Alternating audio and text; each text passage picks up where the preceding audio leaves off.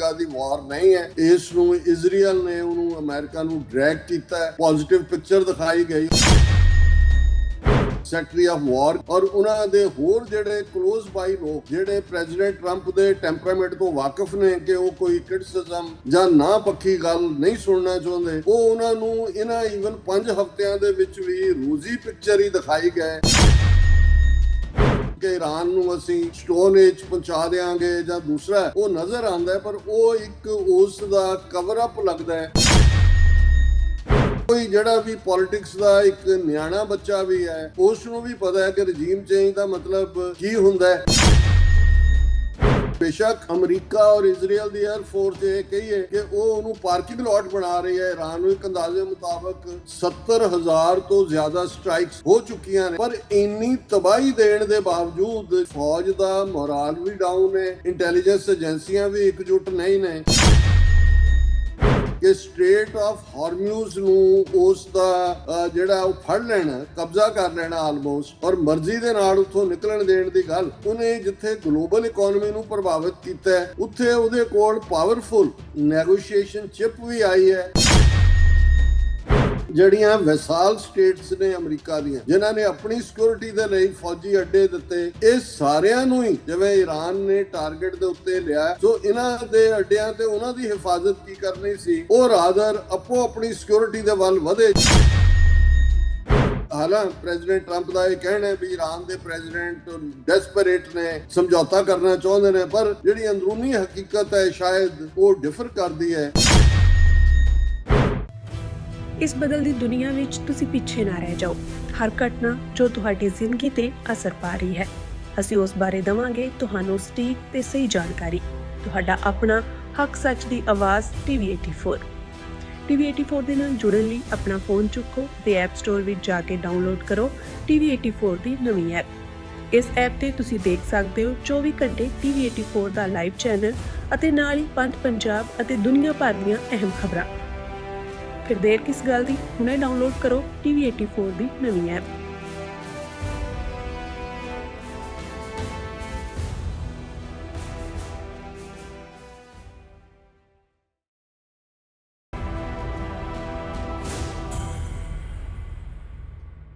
ਵਾਹਿਗੁਰੂ ਜੀ ਕਾ ਖਾਲਸਾ, ਵਾਹਿਗੁਰੂ ਜੀ ਕੀ ਫਤਿਹ। ਦੁਨੀਆ ਭਰ ਵਿੱਚ TV 84 ਦੇਖ ਰਹੇ ਸਮੂਹ ਦਰਸ਼ਕਾਂ ਨੂੰ ਮੈਂ ਅੱਜ ਦੇ ਇਸ ਸੱਚੋ ਸੱਚ ਪ੍ਰੋਗਰਾਮ ਦੇ ਵਿੱਚ ਜੀ ਆਇਆਂ ਨੂੰ ਕਹਿਣਾ। ਅੱਜ ਦੇ ਇਸ ਪ੍ਰੋਗਰਾਮ ਦੇ ਵਿੱਚ ਮੇਰੇ ਨਾਲ ਮੌਜੂਦ ਰਹਿਣਗੇ ਡਾਕਟਰ ਅਮਰਜੀਤ ਸਿੰਘ ਤੇ ਡਾਕਟਰ ਸਾਹਿਬ ਤੋਂ ਅਸੀਂ ਜਾਣਨ ਦੀ ਕੋਸ਼ਿਸ਼ ਕਰਾਂਗੇ ਕਿ ਜਿਹੜਾ ਇਸ ਸਮੇਂ ਮਿਡਲ ਈਸਟ ਦੇ ਵਿੱਚ ਖਾਸ ਤੌਰ ਦੇ ਉੱਤੇ ਜਿਹੜੀ ਸਿਚੁਏਸ਼ਨ ਆ ਜਿਸ ਦਾ ਪ੍ਰਭਾਵ ਸਾਰੀ ਦੁਨੀਆ ਦੇ ਉੱਤੇ ਨਜ਼ਰ ਆ ਰਿਹਾ ਹੈ, ਚਾਹੇ ਉਹ ਆਰਥਿਕ ਪੱਖ ਤੇ ਹੋਵੇ ਚਾਹੇ ਉਹ ਸਿਆਸੀ ਪੱਖ ਤੋਂ ਹੋਵੇ, ਤੇ ਉਸ ਦੇ ਵਿੱਚ ਕੀ ਹਾਲਾਤ ਇਸ ਸਮੇਂ ਬਣੇ ਹੋਏ ਆ ਤੇ ਕਿੱਧਰ ਨੂੰ ਜਿਹੜੇ ਦੁਨੀਆ ਦੇ ਹਾਲਾਤ ਆ ਉਹ ਜਾ ਸਕਦੇ ਆ। ਤਾਂ ਇਸ ਬਾਰੇ ਅਸੀਂ ਅੱਜ ਡਾਕਟਰ ਸਾਹਿਬ ਨਾਲ ਗੱਲਬਾਤ ਕਰਾਂਗੇ। ਤੇ ਸਭ ਤੋਂ ਪਹਿਲਾਂ ਡਾਕਟਰ ਸਾਹਿਬ ਮੈਂ ਤੁਹਾਨੂੰ ਜੀ ਆਇਆਂ ਨੂੰ ਕਹਿੰਦਾ ਜੀ। ਵਾਹਿਗੁਰੂ ਜੀ ਕਾ ਖਾਲਸਾ, ਵਾਹਿਗੁਰੂ ਜੀ ਕੀ ਫਤਿਹ। ਹਾਂਜੀ ਭਾਈ ਸੁਖਵਿੰਦਰ ਸਿੰਘ ਜੀ, ਤੁਹਾਨੂੰ ਵੀ ਤੇ ਦੁਨੀਆ ਭਰ ਚ ਬੈਠੇ ਸਾਡੇ ਬਹੁਤ ਹੀ ਪਿਆਰੇ ਸੋਹਣੇ ਸਿਆਣੇ ਸੁਨੱਖੇ TV 84 ਦੇ ਵਿਊਅਰਸ ਨੂੰ ਵੀ ਵਾਹਿਗੁਰੂ ਜੀ ਕਾ ਖਾਲਸਾ, ਵਾਹਿਗੁਰੂ ਜੀ ਕੀ ਫਤਿਹ। ਸਾਡੇ ਬਹੁਤ ਹੀ ਪਿਆਰੇ ਮੁਸਲਮਾਨ ਭੈਣਾਂ ਭਰਾਵਾਂ ਨੂੰ ਅਸਲਾਮ ਅਲੈਕਮ। ਗੰਗਾ ਜਮਨੀ ਤਹਿਜ਼ੀਬ ਦੇ ਹਿੰਦੂ ਤਵੀਆਂ ਨੂੰ ਨਮੋ ਨਮੈ ਤੇ ਹੋਰ ਸਭ ਵੀਰਾਂ ਭੈਣਾਂ ਨੂੰ ਅਦਾਬਰਸ। ਡਾਕਟਰ ਸਾਹਿਬ, ਜਿਵੇਂ ਮੈਂ ਆਪਣੀ ਭੂਮਿਕਾ 'ਚ ਇਹ ਗੱਲ ਕਹੀ ਹੈ ਕਿ ਸਾਰੀ ਸਾਡੀ ਗੱਲਬਾਤ ਕੇਂਦਰਿਤ ਰਹਿਣੀ ਆ ਮਿਡਲ ਈਸਟ ਦੇ ਵਿੱਚ ਇਸ ਸਮੇਂ ਈਰਾਨ ਸੰਕਟ, ਈਰਾਨ ਜੰਗ ਜੋ ਵੀ ਅਸੀਂ ਕਹਿ ਸਕਦੇ ਹਾਂ ਉਹਦੇ ਤੇ ਮੈਂ ਗੱਲਬਾਤ ਦੀ ਸ਼ੁਰੂਆਤ ਇੱਥੋਂ ਕਰਨੀ ਚਾਹੁੰਦਾ ਕਿ ਅਮਰੀਕਾ ਦੁਨੀਆ ਦੀ ਇਸ ਸਮੇਂ ਸਭ ਤੋਂ ਵੱਡੀ ਤਾਕਤ ਆ, ਪਰ ਈਰਾਨ ਦੀ ਜੰਗ ਜਿਹੜੀ ਆ ਉਹਦੇ ਵਿੱਚ ਜਿਹੜੀਆਂ ਕੈਲਕੂਲੇਸ਼ਨ ਸੀ ਉਹ ਹੁਣ ਜਿੰਨੇ ਵੀ ਅਸੀਂ ਐਨਾਲਿਸਿਸ ਦੇਖ ਰਹੇ ਹਾਂ ਹੋ ਰਹੇ ਆ ਅਮਰੀਕਾ ਦੇ ਵਿੱਚੋਂ ਵੀ ਜਿੰਨੇ ਹੋ ਰਹੇ ਆ, ਉਹ ਇਹ ਲੱਗ ਰਿਹਾ ਕਿ ਕਿਤੇ ਨਾ ਕਿਤੇ ਜਿਹੜੀਆਂ ਮਿਸਕੈਲਕੂਲੇਸ਼ਨਸ ਹੋਈਆਂ ਨੇ ਇਹ ਹਮਲਾ ਕਰਨ ਤੋਂ ਪਹਿਲਾਂ, ਜਿਵੇਂ ਪ੍ਰੈਜ਼ੀਡੈਂਟ ਟਰੰਪ ਨੇ ਸੋਚਿਆ ਸੀ ਚੀਜ਼ਾਂ ਉਵੇਂ ਅਨਫੋਲਡ ਨਹੀਂ ਹੋਈਆਂ। ਤੇ ਹੁਣ ਪ੍ਰੈਜ਼ੀਡੈਂਟ ਟਰੰਪ ਦੇ ਆਬਜੈਕਟਿਵ ਦੀ ਗੱਲ ਕਰਨੀ ਹੋਵੇ ਕਿ ਜਿਹੜਾ ਇਹ ਹਮਲਾ ਸੀ, ਜਿਹੜਾ ਇਹ ਅਟੈਕ ਸੀ ਈਰਾਨ ਦੇ ਉੱਤੇ, ਉਹਦੇ ਵਿੱਚ ਜਿਹੜੇ ਆਬਜੈਕਟਿਵ ਸੀ ਉਹਨਾਂ ਬਾਰੇ ਵੀ ਸਪਸ਼ਟਤਾ ਨਹੀਂ ਆ ਰਹੀ। ਤਾਂ ਵਿਦਿਨ ਅਮਰੀਕਾ ਜਿਹੜੀ ਡਿਸਕਸ਼ਨ ਚੱਲ ਰਹੀ ਹੈ ਇਸ ਜੰਗ ਨੂੰ ਲੈ ਕੇ, ਲੋਕ ਰਾਏ ਕੀ ਬਣਦੀ ਤੁਸੀਂ ਦੇਖ ਰਹੇ ਹੋ? ਲੋਕਾਂ ਦਾ ਵਿਚਾਰ ਕਿੱਧਰ ਨੂੰ ਜਾ ਰਿਹਾ ਹੈ? ਦੇਖੋ, ਜਿਹੜਾ 28 ਫਰਵਰੀ 2026 ਨੂੰ ਕਰੰਟ ਕ੍ਰਾਈਸਿਸ, ਜਿਹਨੂੰ ਇੱਕ ਪੀਰੀਅਡ 'ਚ ਈਰਾਨ ਕ੍ਰਾਈਸਿਸ ਕਿਹਾ ਗਿਆ, ਫਿਰ ਵੈਸਟ ਏਸ਼ੀਆ ਕ੍ਰਾਈਸਿਸ ਜਾਂ ਮਿਡਲ ਈਸਟ ਕ੍ਰਾਈਸਿਸ, ਤੇ ਹੁਣ ਜਿਵੇਂ ਗਲੋਬਲ ਇਕੋਨਮੀ ਨੂੰ ਪ੍ਰਭਾਵਿਤ ਕੀਤਾ ਹੈ, ਔਰ ਸਾਰੇ ਹੀ ਮੁਲਕ ਜਾਂ ਸਾਰੇ ਕੰਟੀਨੈਂਟਸ ਦੇ ਲੋਕ ਇਸ ਵਿੱਚ ਕਿਤੇ ਨਾ ਕਿਤੇ ਖਿੱਚੇ ਗਏ ਨੇ। ਇਹ ਹੁਣ ਗਲੋਬਲ ਕ੍ਰਾਈਸਿਸ ਦੇ ਤੌਰ ਤੇ ਜਿਹੜਾ ਇਸ ਨੂੰ ਡਿਸਕਸ ਕੀਤਾ ਜਾ ਰਿਹਾ ਹੈ। ਮੈਂ ਜਦੋਂ ਈਵਨ ਪੱਛਮੀ ਇਤਿਹਾਸ ਦੇ ਹਵਾਲੇ ਨਾਲ ਦੇਖਣ ਦੀ ਕੋਸ਼ਿਸ਼ ਕੀਤੀ ਕਿ ਹਿਸਟਰੀ 'ਚ ਐਸਾ ਕਿਹੜਾ ਵਾਕਿਆ ਹੋਇਆ ਹੈ ਜਿਹਦੇ 'ਚ ਕਿ ਇੰਨਾ ਅਨਐਕਸਪੈਕਟਡ ਆਊਟਕਮ ਹੋਇਆ, ਜਿਹਦੇ 'ਚ ਕਿ ਇੱਕ ਜਾਇੰਟ, ਇੱਕ ਵੱਡੀ ਤਾਕਤ, ਇੱਕ ਸੁਪਰ ਪਾਵਰ, ਉਸ ਨੂੰ ਇੱਕ ਇਨਸਿਗਨੀਫੀਕੈਂਟ ਜਾਂ ਕਾਰਨਰਡ ਪਾਵਰ ਨੇ ਜਿਹੜਾ ਹੈ ਉਹ ਵਟੋ ਵੱਟ ਪਾ ਦਿੱਤਾ ਹੋਏ। ਤੇ ਇੱਕ ਵਾਕਿਆ ਜਿਹੜਾ during second world war Russia versus Finland, ਇਹ ਸਾਹਮਣੇ ਆਇਆ, ਕਿਉਂਕਿ ਸਟਾਲਿਨ ਔਰ ਹਿਟਲਰ ਦੀ ਰਿਲੇਸ਼ਨਸ਼ਿਪ ਲਵ ਹੇਟ ਰਿਲੇਸ਼ਨਸ਼ਿਪ ਸੀ। ਪਰ ਇੱਕ ਸਟੇਜ ਦੇ ਉੱਤੇ 1930s ਦੇ ਵਿੱਚ ਸਟਾਲਿਨ ਹਿਟਲਰ ਨੇ ਪੈਕਟ ਕੀਤਾ, ਜਿਹਦੇ ਥੱਲੇ ਇਹ ਖੁੱਲੀ ਛੁੱਟੀ ਦਿੱਤੀ ਗਈ ਜਰਮਨ ਵੱਲੋਂ ਰਸ਼ੀਆ ਨੂੰ ਕਿ ਉਹ ਈਸਟਰਨ ਯੂਰਪ ਨੂੰ ਦਬ ਸਕਦਾ ਹੈ। ਇਹੀ ਕਾਰਨ ਸੀ ਕਿ ਜਿਹੜੇ ਫਸਟ ਵਰਲਡ ਵਾਰ ਤੋਂ ਬਾਅਦ ਬਾਲਟਿਕ ਸਟੇਟਾਂ ਵੀ ਆਜ਼ਾਦ ਹੋਈਆਂ ਸੀ, ਲਿਥੁਆਨੀਆ, ਲਾਤਵੀਆ, ਐਸਟੋਨੀਆ, ਉਹਨਾਂ ਨੂੰ ਸਟਾਲਿਨ ਨੇ ਫਿਰ ਉਹਨਾਂ ਦੇ ਉੱਤੇ ਕਬਜ਼ਾ ਕਰ ਲਿਆ। ਔਰ ਜਦੋਂ ਉਹ ਫਿਨਲੈਂਡ ਵੱਲ ਵਧਿਆ, ਅੱਜ ਵੀ ਜਦੋਂ ਆ 2 ਹਫ਼ਤੇ ਪਹਿਲਾਂ ਇੱਕ ਸਰਵੇ ਜਿਹਦੇ 'ਚ ਹੁੰਦਾ ਹੈ ਕਿ ਹੈਪੀਨੈਸ ਇੰਡੈਕਸ ਉਹਨੂੰ ਕਹਿੰਦੇ ਨੇ, ਫਿਨਲੈਂਡ ਪਿਛਲੇ 7 ਸਾਲਾਂ ਤੋਂ ਛੋਟਾ ਜਿਹਾ ਮੁਲਕ ਹੈ ਤੇ ਦੁਨੀਆ ਦੇ ਸਭ ਤੋਂ ਖੁਸ਼ ਰਹਿਣ ਵਾਲੇ ਲੋਕਾਂ ਦਾ ਮੁਲਕ ਹੈ। ਰਸ਼ੀਆ ਦੇ ਨਾਲ ਉਹਦਾ ਕੋਈ ਮੁਕਾਬਲਾ ਨਹੀਂ ਸੀ। ਔਰ ਉਹਨੇ ਜਦੋਂ ਹਮਲਾ ਕੀਤਾ, ਫਿਨਲੈਂਡ ਦੇ ਲੋਕਾਂ ਨੇ, ਉਹਨਾਂ ਦੇ ਐਡਮਿਨਿਸਟ੍ਰੇਸ਼ਨ ਨੇ ਫੈਸਲਾ ਕੀਤਾ ਵੀ ਅਸੀਂ ਫਾਈਟ ਬੈਕ ਕਰਨਾ ਹੈ। ਹਾਲਾਂਕਿ ਕੋਈ ਮੈਚ ਨਹੀਂ ਸੀ, ਲੇਕਿਨ ਉਹਨਾਂ ਦੇ ਕੋਲ ਬਹੁਤ ਲੰਬਾ ਜੰਗਲ ਸੀ ਔਰ ਉਹਨਾਂ ਨੇ ਆਪਣੀ ਮਿਲਟਰੀ ਸਟ੍ਰੈਟਜੀ ਇਸ ਢੰਗ ਦੇ ਨਾਲ ਬਣਾਈ ਕਿ ਬਾਈ ਦਾ ਟਾਈਮ ਰਸ਼ੀਅਨ ਜਿਸ ਨੂੰ ਕੇਕ ਵਾਕ ਸਮਝਦੇ ਸੀ, ਉਹ ਉਹਦੇ 'ਚ ਫਸੇ। ਨਤੀਜੇ ਦੇ ਤੌਰ ਤੇ ਫਾਈਨਲੀ ਪੈਕਟ ਕਰਨਾ ਪਿਆ ਸੀ ਰਸ਼ੀਆ ਨੂੰ ਫਿਨਲੈਂਡ ਨਾਲ, ਜਿਹਦੇ ਥੱਲੇ ਫਿਨਲੈਂਡ ਦੀ ਸੋਵਰਨਿਟੀ ਕਾਇਮ ਰਹੀ। ਔਰ ਉਸ ਐਕਸਪੀਡੀਸ਼ਨ ਦੇ ਵਿੱਚ ਜਿਹੜੀ ਰਸ਼ੀਆ ਦੀ ਸੀ, 1.25 ਲੱਖ ਦੇ ਕਰੀਬ ਰਸ਼ੀਅਨ ਫੌਜੀ ਮਾਰੇ ਗਏ, ਇਸ ਤੋਂ 3 ਗੁਣਾ ਜ਼ਿਆਦਾ ਜ਼ਖਮੀ ਹੋਏ। ਤੇ ਜਿਹੜਾ ਫਿਨਲੈਂਡ ਨਾਲ ਪੈਕਟ ਹੋਇਆ, ਉਹਦੇ ਸਿਰਫ 6% ਟੈਰੀਟਰੀ ਫਿਨਲੈਂਡ ਨੇ ਆਪਣੀ ਸੋਵੀਅਤ ਯੂਨੀਅਨ ਜਿਹੜਾ ਉਸ ਵੇਲੇ ਦਾ ਸੀ ਉਹਨੂੰ ਦਿੱਤੀ ਸੀ। ਸੋ ਮੈਂ ਇਹ ਦੇਖ ਰਿਹਾ ਕਿ ਅੱਜ ਜਦੋਂ ਅਸੀਂ ਜਾਇੰਟ ਪਾਵਰ ਅਮਰੀਕਾ, ਜਿਹੜੀ 1999 ਤੋਂ ਬਾਅਦ ਜਦੋਂ ਸੋਵੀਅਤ ਯੂਨੀਅਨ ਦੇ 15 ਟੁਕੜੇ ਹੁੰਦੇ ਨੇ, ਓਨਲੀ ਸੁਪਰ ਪਾਵਰ ਦੇ ਤੌਰ ਤੇ ਉੱਭਰਦੀ ਹੈ, ਜਿਸ ਦਾ navy might, naval might, air force might, ground force might ਔਰ 800 ਤੋਂ ਜ਼ਿਆਦਾ ਜਿਹਦੇ ਦੁਨੀਆ ਭਰ ਦੇ ਵਿੱਚ ਫੌਜੀ ਅੱਡੇ, ਔਰ ਈਰਾਨ ਦੀ ਵਿਸਿਨਿਟੀ ਦੇ ਵਿੱਚ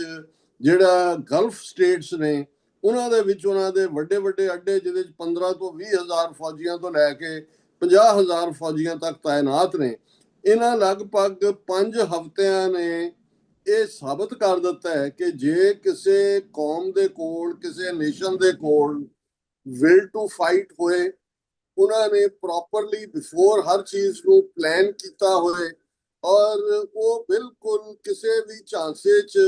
ਪਿਛਲੇ ਤਜਰਬੇ ਨੂੰ ਦੇਖਦੇ ਆਉਣ ਤੋਂ ਇਨਕਾਰੀ ਹੋਣ,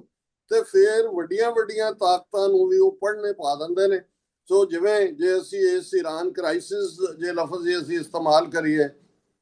ਜਦੋਂ ਇਸ ਦੀ ਸ਼ੁਰੂਆਤ ਹੋਈ, ਜਿਹੜੇ ਆਬਜੈਕਟਿਵ ਡਿਕਲੇਅਰ ਕੀਤੇ ਗਏ ਇਜ਼ਰਾਈਲ, ਔਰ ਮੈਨੂੰ ਕਦੇ ਵੀ ਕੋਈ ਇਹਦੇ 'ਚ ਕਹਿਣ 'ਚ ਹਰਜ਼ ਨਹੀਂ ਹੈ, ਮੈਂ ਇਹਨਾਂ 5 ਹਫ਼ਤਿਆਂ 'ਚ ਆਪਣੀਆਂ ਅੱਡ-ਅੱਡ ਪ੍ਰੈਜੈਂਟੇਸ਼ਨ 'ਚ ਕਿਹਾ ਵੀ ਇਹ ਅਮਰੀਕਾ ਦੀ ਵਾਰ ਨਹੀਂ ਹੈ,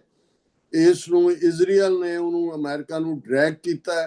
ਪੋਜ਼ਿਟਿਵ ਪਿਕਚਰ ਦਿਖਾਈ ਗਈ। ਔਰ ਹੁਣ ਜਿਵੇਂ ਅੱਜ ਹੀ ਟਾਈਮ ਮੈਗਜ਼ੀਨ ਦੀ ਸਟੋਰੀ ਵੀ ਹੈ ਕਿ ਈਵਨ ਵਿਦਨ ਸਿਸਟਮ ਵੀ ਐਸਟੈਬਲਿਸ਼ਮੈਂਟ ਦੇ, ਜਿਹਦੇ 'ਚ ਉਹਨਾਂ ਦੇ ਸੈਕਟਰੀ ਆਫ ਡਿਫੈਂਸ, ਜਿਹਨੂੰ ਹੁਣ ਸੈਕਟਰੀ ਆਫ ਵਾਰ ਕਹਿੰਦੇ ਨੇ, ਔਰ ਉਹਨਾਂ ਦੇ ਹੋਰ ਜਿਹੜੇ ਕਲੋਜ਼ ਬਾਈ ਲੋਕ,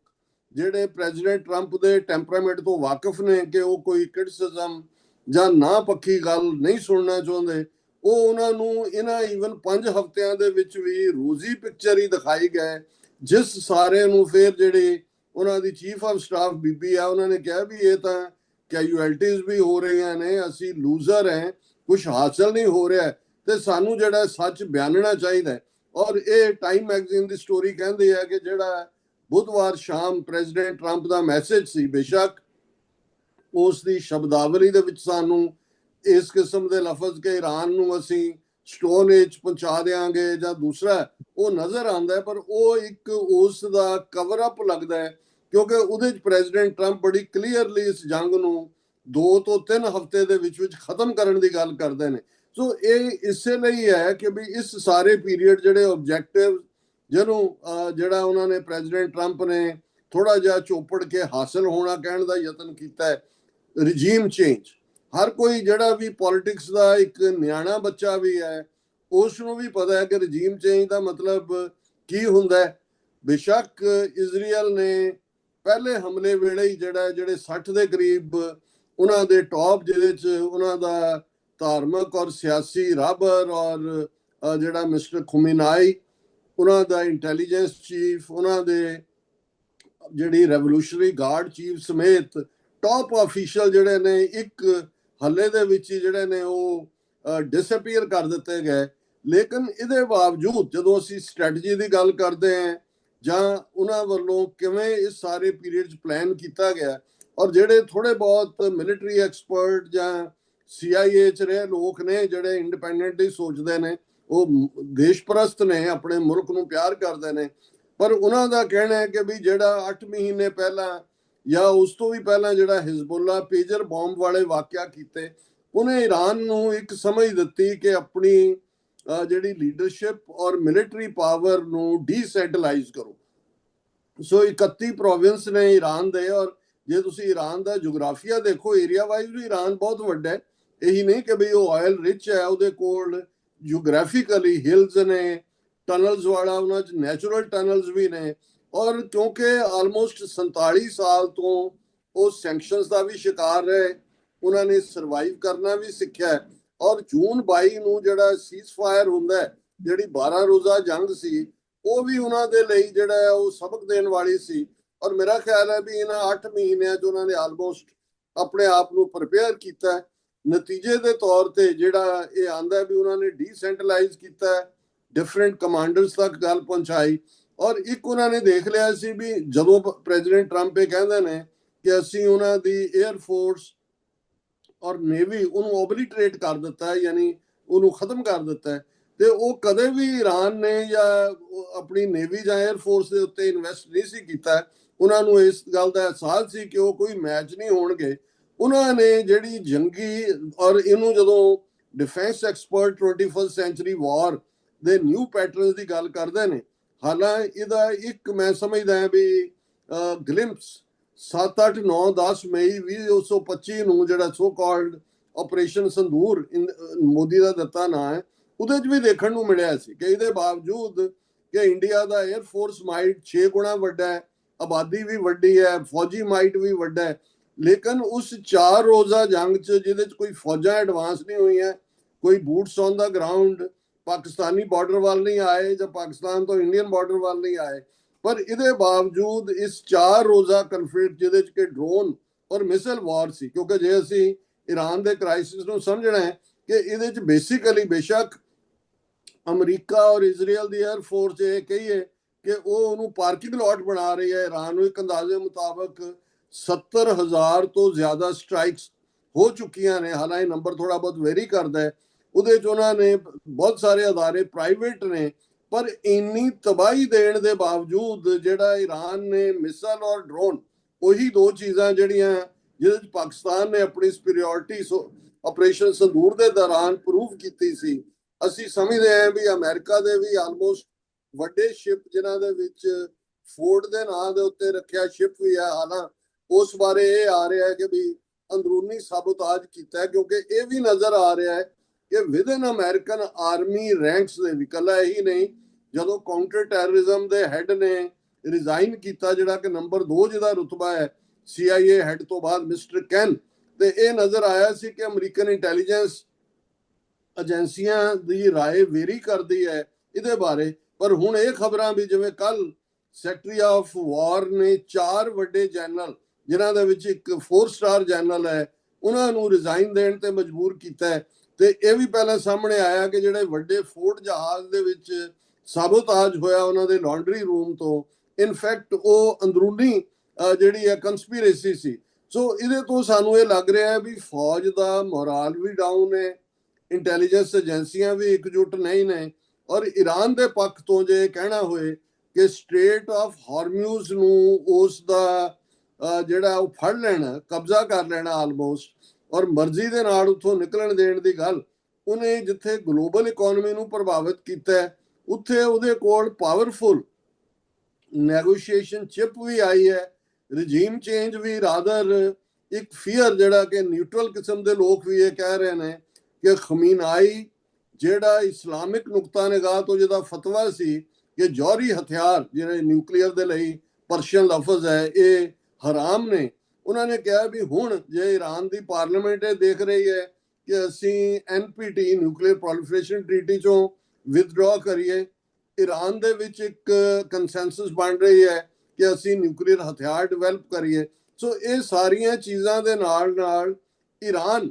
ਜਿਹੜੀ ਹੈ ਇੱਕ ਪਾਵਰ ਦੇ ਤੌਰ ਤੇ ਕੱਲਾ ਵੈਸਟ ਏਸ਼ੀਆ ਦੇ ਵਿੱਚ ਹੀ ਨਹੀਂ, ਜਿਵੇਂ ਈਰਾਨ ਨੇ ਦੂਸਰੀ ਸਟ੍ਰੈਟਜੀ ਜਿਹੜੀ ਸ਼ਾਇਦ ਅਮਰੀਕਾ ਨੇ ਵੀ ਜਾਂ ਇਹਨਾਂ ਦੇ ਪਾਲਿਸੀ ਮੇਕਰ ਜਾਂ ਜਿਹੜੀ ਫੌਜੀ ਲੀਡਰਸ਼ਿਪ ਹੈ ਉਹਨੇ ਵਿਜ਼ੂਅਲਾਈਜ਼ ਨਹੀਂ ਕੀਤੀ ਹੋਏਗੀ, ਜਿਹੜੀਆਂ ਵੈਸਾਲ ਸਟੇਟਸ ਨੇ ਅਮਰੀਕਾ ਦੀਆਂ, ਜਿਨ੍ਹਾਂ ਨੇ ਆਪਣੀ ਸਿਕਿਉਰਿਟੀ ਦੇ ਲਈ ਫੌਜੀ ਅੱਡੇ ਦਿੱਤੇ, ਜਿਨ੍ਹਾਂ ਦੇ ਵਿੱਚ ਅਸੀਂ UAE ਦੇਖਦੇ ਹਾਂ, ਜਿਸ ਦੇ ਵਿੱਚ ਅਸੀਂ ਓਮਾਨ ਦੇਖਦੇ ਹਾਂ, ਕਤਰ ਦੇਖਦੇ ਹਾਂ, ਸਾਊਦੀ ਅਰੇਬੀਆ ਦੇਖਦੇ ਹਾਂ, ਜਾਰਡਨ ਦੇਖਦੇ ਹਾਂ, ਟੂ ਸਮ ਐਕਸਟੈਂਟ ਇਰਾਕ ਦੇਖਦੇ ਹਾਂ, ਇਹ ਸਾਰਿਆਂ ਨੂੰ ਹੀ ਜਿਵੇਂ ਈਰਾਨ ਨੇ ਟਾਰਗੇਟ ਦੇ ਉੱਤੇ ਲਿਆ। ਸੋ ਇਹਨਾਂ ਦੇ ਅੱਡਿਆਂ ਤੇ ਉਹਨਾਂ ਦੀ ਹਿਫਾਜ਼ਤ ਕੀ ਕਰਨੀ ਸੀ, ਉਹ ਰਾਦਰ ਆਪੋ ਆਪਣੀ ਸਿਕਿਉਰਿਟੀ ਦੇ ਵੱਲ ਵਧੇ, ਜਿਹਦੇ 'ਚ ਬਹੁਤ ਸਾਰੀਆਂ ਜਿਹੜੀਆਂ ਕੈਜੂਅਲਟੀਜ਼ ਨੇ, ਡੈਥਸ ਘੱਟ ਨੇ, ਜ਼ਖਮੀ ਜ਼ਿਆਦਾ ਨੇ, ਜਿਹੜੇ ਇਨ ਹੰਡਰਡਸ ਨੇ। ਸੋ ਜਿਹੜਾ ਹੁਣ ਸਿਨੇਰੀਓ ਕਲਪਿਆ ਜਾ ਰਿਹਾ ਹੈ ਹਾਲਾਂਕਿ ਪ੍ਰੈਜ਼ੀਡੈਂਟ ਟਰੰਪ ਦਾ ਇਹ ਕਹਿਣਾ ਵੀ ਈਰਾਨ ਦੇ ਪ੍ਰੈਜ਼ੀਡੈਂਟ ਡੈਸਪਰੇਟ ਨੇ, ਸਮਝੌਤਾ ਕਰਨਾ ਚਾਹੁੰਦੇ ਨੇ, ਪਰ ਜਿਹੜੀ ਅੰਦਰੂਨੀ ਹਕੀਕਤ ਹੈ ਸ਼ਾਇਦ ਉਹ ਡਿਫਰ ਕਰਦੀ ਹੈ। ਇਸ ਵੇਲੇ ਈਰਾਨ ਜਿਹੜਾ ਉਹ ਉਸ ਦੇ ਕੋਲ ਸਟੇਟਸ ਦੇ ਨਾਲ ਉਹ ਆਪਣੇ ਆਪ ਨੂੰ ਦੇਖਦਾ ਹੈ, ਜਿਹਦੇ ਜਿਵੇਂ ਕਿ ਉਹਨਾਂ ਦੇ ਇੱਕ ਇੰਡੀਆ ਦਾ ਮਿਲਟਰੀ ਐਨਾਲਿਸਟ ਕਹਿ ਰਿਹਾ ਸੀ ਕਿ ਨਾ ਸਿਰਫ ਈਰਾਨ ਵੈਸਟ ਏਸ਼ੀਆ ਦੇ ਵਿੱਚ ਇਸ ਪੋਸਟ ਕ੍ਰਾਈਸਿਸ ਦੇ ਇੱਕ ਵੱਡੀ ਤਾਕਤ ਵਜੋਂ ਉੱਭਰੇਗਾ, ਰਾਦਰ ਉਹ ਇੱਕ ਗਲੋਬਲ ਪਾਵਰ ਬਣ ਗਿਆ। ਔਰ ਇੱਕ ਨੇ ਤਾਂ ਈਵਨ ਇਹਨਾਂ ਦਾ ਇੱਕ ਐਕਸਪਰਟ ਪ੍ਰਵੀਨ ਸਵਾਮੀ ਹੈ, ਉਹਨੇ ਕਿਹਾ ਕਿ ਵੀ ਇਹ ਜਿਹੜੀ 3 ਮੁਲਕਾਂ ਦੀ ਰਸ਼ੀਆ, ਇੰਡੀਆ, ਚਾਈਨਾ ਰਿਕ ਸੀ, ਉਹਦੇ ਚੋਂ ਇੰਡੀਆ ਮਾਈਨਸ ਹੋ ਗਿਆ ਕਿਉਂਕਿ ਇੰਡੀਆ ਬਿਲਕੁਲ ਇਨਸਿਗਨੀਫੀਕੈਂਟ ਹੈ, ਔਰ ਇਹਦੇ ਚ ਇਹ ਰਹੇਗਾ RIC, ਲੇਕਿਨ ਰਸ਼ੀਆ, ਈਰਾਨ, ਚਾਈਨਾ, ਔਰ ਕਿਉਂਕਿ ਰਸ਼ੀਆ ਔਰ ਚਾਈਨਾ ਜਿਹੜੇ ਖੁਫੀਆ ਤੌਰ ਦੇ ਉੱਤੇ ਈਰਾਨ ਨੂੰ ਇੰਟੈਲੀਜੈਂਸ ਵੀ ਦਿੰਦੇ ਨੇ, ਬਾਕੀ ਟੈਕਨੀਕਲ ਹੈਲਪ ਦੇ ਤੌਰ ਦੇ ਉੱਤੇ ਵੀ ਉਹਦੇ ਨਾਲ ਖਲੋਤੇ ਨੇ। ਸੋ ਈਰਾਨ ਦਾ ਉਭਾਰ ਜਿਹੜਾ ਇਸ ਲੈਵਲ ਤੇ ਹੋਣਾ, ਔਰ ਜ਼ਾਹਰ ਹੈ ਅਸੀਂ ਅਮਰੀਕਾ ਦੇ ਹਵਾਲੇ ਨਾਲ ਜਦੋਂ ਦੇਖਦੇ ਹਾਂ ਕਿ ਉਹਨਾਂ ਦਾ ਫੌਜੀ ਚੀਫ ਈਰਾਨ ਦਾ ਜਦੋਂ ਪ੍ਰੈਜ਼ੀਡੈਂਟ ਟਰੰਪ 19 ਮਿੰਟ ਦਾ ਮੈਸੇਜ ਆਪਣੇ ਮੁਲਕ ਵਾਸੀਆਂ ਦੇ ਨਾਂ ਦੇ ਰਹੇ ਸੀ, ਉਸ ਤੋਂ ਠੀਕ 4-5 ਘੰਟੇ ਪਹਿਲਾਂ ਈਰਾਨੀਅਨ ਪ੍ਰੈਜ਼ੀਡੈਂਟ ਦਾ ਅਮਰੀਕਨ ਲੋਕਾਂ ਦੇ ਨਾਂ ਸੁਨੇਹਾ ਸੀ, ਜਿਸ ਦੇ ਵਿੱਚ ਉਹਨਾਂ ਨੇ ਕਿਹਾ ਸੀ ਵੀ ਸਾਡੀ ਕੋਈ ਦੁਸ਼ਮਣੀ ਨਹੀਂ ਹੈ, ਅਸੀਂ ਕੋਈ ਟ੍ਰੀਟੀ ਵਾਇਲੇਟ ਨਹੀਂ ਕੀਤੀ, ਅਸੀਂ ਵਿਕਟਮ ਹੈ। ਪਰ ਨਾਲ ਦੀ ਨਾਲ ਜਿਹੜਾ ਉਹਨਾਂ ਦਾ ਫੌਜੀ ਚੀਫ ਜਿਹੜਾ ਡਿਫੈਂਸ ਦੇ ਰਿਹਾ ਸੀ ਔਰ ਕਿ ਭਾਈ ਅਸੀਂ ਉਦੋਂ ਤੱਕ ਹੁਣੇ ਜੰਗਬੰਦੀ ਨਹੀਂ ਕਰਾਂਗੇ ਜਦੋਂ ਤੱਕ ਅਸੀਂ ਅਮਰੀਕਾ ਨੂੰ ਹਿਊਮਿਲੀਏਟਿੰਗ ਡਿਫੀਟ, ਇਹ ਲਫ਼ਜ਼ ਉਸ ਦੇ ਨੇ, ਇਹ ਨਹੀਂ ਦਿੰਦੇ। ਸੋ ਸਾਨੂੰ ਇਹ ਲੱਗਦਾ ਕਿ ਵੀ ਇਹ ਉਸ ਲੈਵਲ ਤੱਕ ਗੱਲ ਪਹੁੰਚ ਗਈ ਹੈ ਕਿ ਜਿਵੇਂ ਹੁਣ ਚਾਈਨਾ ਦੀ ਇਨਵੋਲਵਮੈਂਟ ਵੀ ਪੀਸ ਮੇਕਿੰਗ ਹੋਣ ਦੀ ਗੱਲ ਹੈ, ਫਾਈਨਲੀ ਰਸ਼ੀਆ, ਚਾਈਨਾ, ਕਿਉਂਕਿ ਈਰਾਨ ਜੰਗਬੰਦੀ ਤੋਂ ਪਹਿਲਾਂ ਇਹ ਗਾਰੰਟੀ ਚਾਹੁੰਦਾ ਹੈ ਕਿ ਦੁਬਾਰਾ ਉਸ ਦੇ ਉੱਤੇ ਅਟੈਕ ਨਹੀਂ ਕੀਤਾ ਜਾਏਗਾ, ਉਹ ਗਾਰੰਟੀ ਰਸ਼ੀਆ, ਚਾਈਨਾ ਤੋਂ ਬਿਨਾਂ ਹੋਰ ਕੋਈ ਨਹੀਂ ਦੇ ਸਕਦਾ। ਔਰ ਇਸ ਦੇ ਨਾਲ ਨਾਲ ਜਿਹੜੇ ਇਕਨੋਮਿਕਲ ਇਫੈਕਟ ਇਸ ਕ੍ਰਾਈਸਿਸ ਦੇ ਹੋਏ ਨੇ, ਉਸ ਨੇ ਰਾਦਰ ਇੱਕ ਐਨਾਲਿਸਿਸ 'ਚ ਸੀ ਕਿ ਈਰਾਨ ਨੇ $1.5 ਤੋਂ $2 ਬਿਲੀਅਨ ਕਮਾਏ ਨੇ ਇਸ ਪੀਰੀਅਡ, ਜਿੱਥੇ ਉਹਦਾ ਆਇਲ ਅੰਡਰ ਸੈਂਕਸ਼ਨ ਸੀ, ਰਸ਼ੀਆ ਦਾ ਆਇਲ ਅੰਡਰ ਸੈਂਕਸ਼ਨ ਸੀ, ਅਮਰੀਕਾ ਨੂੰ ਸੈਂਕਸ਼ਨਸ ਚੁੱਕਣੀਆਂ ਪਈਆਂ। ਨਤੀਜੇ ਦੇ ਤੌਰ ਤੇ ਉਹ ਆਪਣਾ ਆਇਲ ਵੀ ਵੇਚ ਰਿਹਾ ਔਰ ਸਟੇਟ ਆਫ ਹਾਰਮਿਊਜ਼ ਦੇ ਵਿੱਚ ਉਹਨੇ ਉਹ ਆਪਣਾ ਟੋਲ ਟੈਕਸ ਵੀ ਲਾ ਦਿੱਤਾ ਹੈ। ਸੋ ਬਾਕੀ ਜਿਉਂ-ਜਿਉਂ ਸਾਡੀ ਵਿਚਾਰ ਅੱਗੇ ਤੁਰੇਗੀ, ਅਸੀਂ ਇਸ ਦੇ ਸਾਡੇ ਖਿੱਤੇ 'ਚ ਕੀ ਪ੍ਰਭਾਵ ਨੇ, ਓਵਰਆਲ ਜਿਹੜਾ ਪਾਕਿਸਤਾਨ ਔਰ ਦੂਸਰੀਆਂ ਤਾਕਤਾਂ ਜਿਹੜੀਆਂ ਔਰ ਇਸਲਾਮਿਕ ਵਰਲਡ ਕਿੱਥੇ ਸਟੈਂਡ ਕਰਦਾ ਹੈ, ਔਰ ਅਮਰੀਕਾ ਦੀ ਓਵਰਆਲ ਜਿਹੜੀ ਏਸ਼ੀਆ ਨੀਤੀ ਹੈ ਉਹਨੂੰ ਕਿਵੇਂ ਇਹ ਗੱਲ ਪ੍ਰਭਾਵਿਤ ਕਰੇਗੀ, ਇਹਨਾਂ ਐਸਪੈਕਟਸ ਨੂੰ ਵੀ ਮੈਂ ਚਾਹਾਂਗਾ ਕਿ ਅੱਜ ਦੀ ਅਸੀਂ ਵਿਚਾਰ ਚਰਚਾ ਦਾ ਵਿਸ਼ਾ ਬਣਾਈਏ। ਬਿਲਕੁਲ ਡਾਕਟਰ ਸਾਹਿਬ, ਜਿਵੇਂ ਤੁਸੀਂ ਗੱਲ ਕੀਤੀ ਆ ਟਾਈਮ ਮੈਗਜ਼ੀਨ ਦੇ ਆਰਟੀਕਲ ਦੀ, ਉਹਦੇ ਵਿੱਚ ਵੀ ਟਾਈਮ ਮੈਗਜ਼ੀਨ ਨੇ ਪ੍ਰੈਜ਼ੀਡੈਂਟ ਟਰੰਪ ਦੇ ਹਵਾਲੇ ਨਾਲ ਇਹ ਲਿਖਿਆ ਹੈ ਕਿ ਪ੍ਰੈਜ਼ੀਡੈਂਟ ਟਰੰਪ ਨੇ ਟਾਈਮ ਮੈਗਜ਼ੀਨ ਨਾਲ ਗੱਲ ਕਰਦਿਆਂ ਤਹਿਰਾਨ ਦਾ ਜਿਹੜਾ ਰਿਜ਼ੋਲਵ ਆ ਫਾਈਟ ਕਰਨ ਦਾ, ਉਹਦੀ ਤਾਰੀਫ ਕੀਤੀ ਆ। ਮੈਂ ਦਰਸ਼ਕਾਂ ਦੇ ਨਾਲ ਜ਼ਰੂਰ ਉਹ ਜਿਹੜੇ ਸ਼ਬਦ ਆ ਕੋਟ ਕਰਨੇ ਚਾਹੁੰਦਾ ਕਿ ਉਹ ਕਹਿੰਦੇ ਆ ਕਿ they are very tough, they are able to withstand tremendous pain. So I respect them for that. The fact is, I think they are better negotiators than they are fighters.